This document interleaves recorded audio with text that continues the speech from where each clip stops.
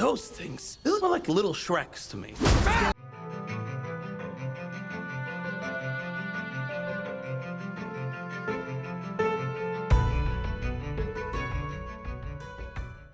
Hey guys, Blazie here, and welcome to this reaction to the Ninja Turtles trailer, and just to chat about it.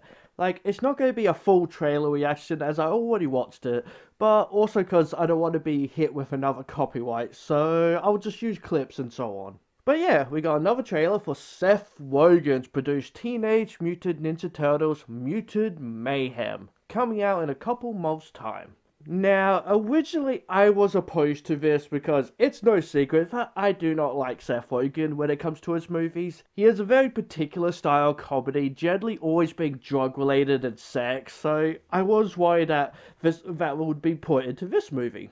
Because they're a bunch of teenagers, so how could he not put like drugs and sex into it kind of thing? It just sounds like something Seth Rogen would do.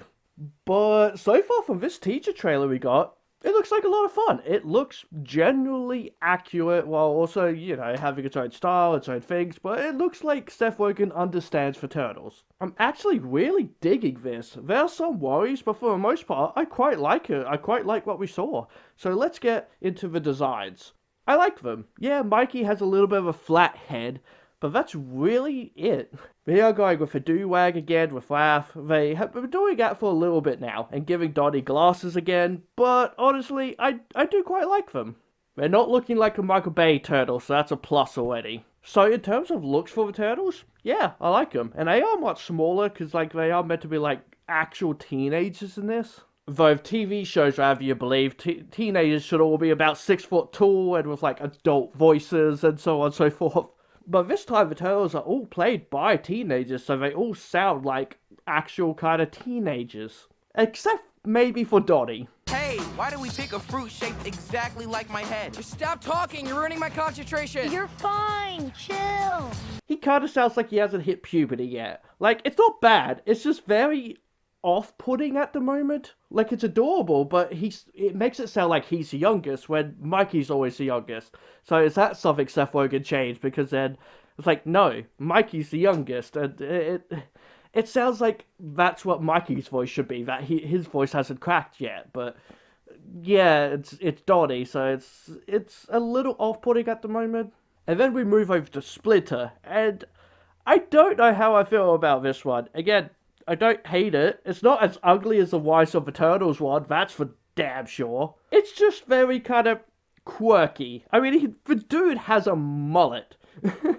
So I have to wonder what the timeline is for this movie. Or like, was this shot when Splinter first got the turtle? So it's in the 90s when mullets were a thing, and then like later he will look different? Or is this in the 80s? Like, what's the timeline here?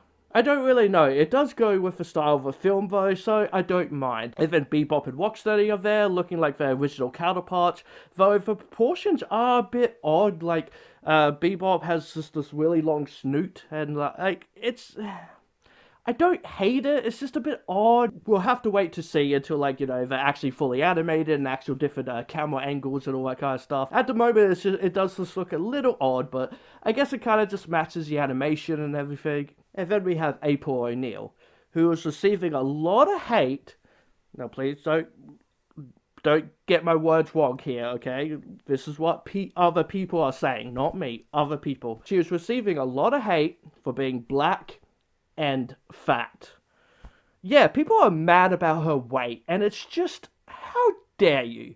How dare you be such a disgusting person that you don't think there's anything wrong with calling someone fat, even if it's just a cartoon character? It's just the weirdest thing to be mad about. Like, I do keep seeing just, like, thumbnails and all that. I was just, oh, she's black and fat. And it's like, how disgusting of a person are you? Like, it's basically they're mad that she's not hot. I'm sorry. Did you find these hot? Did you find these hot? Because you should be in jail. Yeah, I much prefer she was the April we know and love, as I do hate waist swapping. It's a weak excuse. It's just a bad way to add different races. But she has been black before, so why wasn't there an uproar there? I'm sure there was, but there wasn't as much of one as there is now. Anyway, let's talk about the animation. Now, it's no secret, I don't much care for the Spider-Verse style animation, though that all depends on how it's done. Like with Puss in Boots, my problem was it changing animation styles.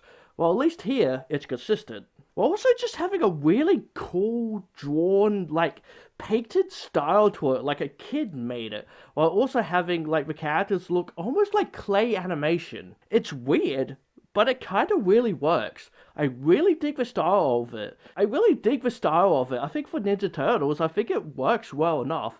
Sure, it could, like, use a lot more color in it. It does look very dull color-wise. It does look like it just needs some brightening up. Like, this happens so often these days. It's like, add some color. It really does need just some color to it. It just looks a bit dark here and there, but that's really my only complaint with it in terms of animation. Like, I am just thankful that this does look faithful enough compared to some of the other stuff we have gotten, and it just doesn't look ugly. It looks unique enough to stand out on its own. Again, my main worry was the designs, and Seth Rogen being attached to it, but yeah, it looks solid enough. And all the voice actors have been announced as well, and a part of me is like, oh. Another part of it is like, oh. Like Jackie Chan is going to be voicing Splinter? Like, he hasn't been around for a while. He's off making movies in Hong Kong and all that. Like, he completely left America and started making movies over there. And I guess they somehow managed to convince him to come back and come voice Splinter. Like, yeah, that's kind of just, oh, okay. I don't know how his voice would sound for Splinter, but I guess, you know, if it's a comedy style kind of thing, I feel like it could probably work. But then we have Seth Rogen, who will be voicing Bebop, which sounds horrendous. That stupid laugh coming out of him has got to make my ears bleed. Yeah, I'm not happy about that one at all. And John Cena as Rocksteady, I'm actually okay with that. I don't mind John Cena. He seems like a decent dude. He seems like a good guy. And, like, yeah, there's nothing about him I don't like. All the Turtles are voiced as teens, as I mentioned, which one of the voice actors is from Gumball. Oh, well, is Gumball. So, yeah, one of them is, I believe, some people have been saying. Ice Cube as Superfly. I'm not sure who Superfly is. Like, I've got to guess. Like, I can't remember his name yet, but it is the character who turns into a fly, which I've got to guess is probably him, I guess. I don't really know. But yeah, Ice Cube in there. Paul Rudd as Mondo Gecko, which I'm a bit like, you could have got, like, a younger person to also do Mondo Gecko, but yeah, okay, that's interesting. And then Post Malone as Way Fillett, which I haven't seen Way Fillett in a good while. Like, he was like one of the original characters or whatever, so that's kind of interesting. Like, he's definitely going back and getting all the original kind of stuff from the 80s that we grew up with, which is kind of cool. I will give him that. Though I am worried about one, honestly. Leatherhead. They're going to be in it, voiced by a woman. I am very worried about that, as Leatherhead is one of my favorite, like, turtle characters, and that's not the Turtles. And so are they making them female so they can have, like, a tough female mutant kind of character? Or is it going to be like an Ash Ketchum situation where, yeah, it's like a female voicing a male character? Like, why? You know, changing the race of a character doesn't change the character, but changing their sex definitely does to me. Like, yeah, just make a new female mutant, you know? Or just add some female mutants, you know, just, whatever. We have the other versions of them, so it doesn't really matter in the end. Besides, my favorite version was the 2003 version, because like, him and Donnie in the 2003 version was just so gay. I really like Leatherhead in 2003 version. It's not too bad in 2012 version, but then I swapped him over to have Mikey really love Leatherhead instead of Donatello. But whatever in the end. In the end, we'll just have to wait and see. In terms of story, we don't really know much about it from the sounds of it. It's got to include, like, plenty of mutants running around in the city, which probably explains why there's got to be so many different characters. Which, yeah, is also kind of worrying that they're going to be including, like, way too many mutants and characters that the spotlight would be all over the place. Like, we all know these characters, but new generations might not. So will it be too much?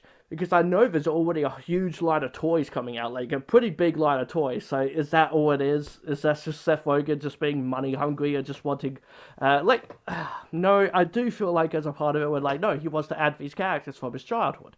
That's awesome, but then it's like, he's got, like, all these characters are going to be made into toys. Let's be real here. They're going to be made into toys, so he's going to make a bunch more money off that, and it's just going to be a lot, you know?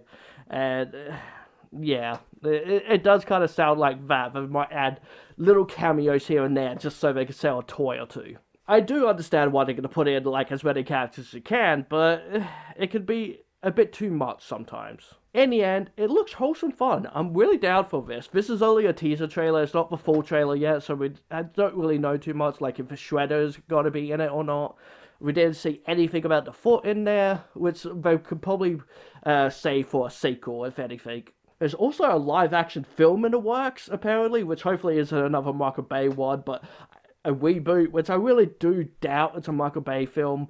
I'm sure it'll be a reboot, which I'm very curious of what the designs will be there, that's for sure. That's the one that really matters in terms of design. There's also a new game coming out that's meant to be made by like a AAA publisher, so that's kind of interesting. I mean, there was already one that came out a good couple of years ago by Platinum, and it wasn't all that good. It wasn't amazing at all.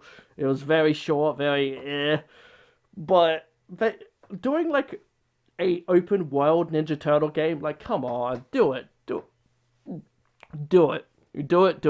That does sound kind of amazing.